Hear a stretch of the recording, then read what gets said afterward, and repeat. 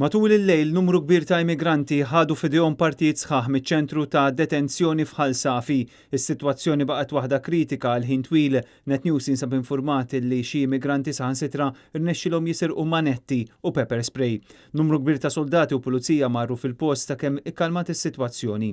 Diversi rapporti separati indikaw li l-immigranti saħansitra kienu rnexxilhom jaslu sal-kamra fejn hemm l-armi.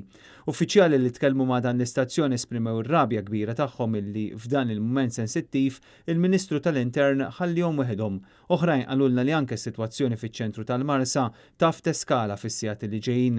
Ħafna qed jallegaw li r-rewwixti fiċ-ċentri ta' detenzjoni qed iqumu għaliex id-detenuti qed jindunaw li t-tmexxija taċ-ċentri hija inkompetenti u m'hemm ebda dixxilpina.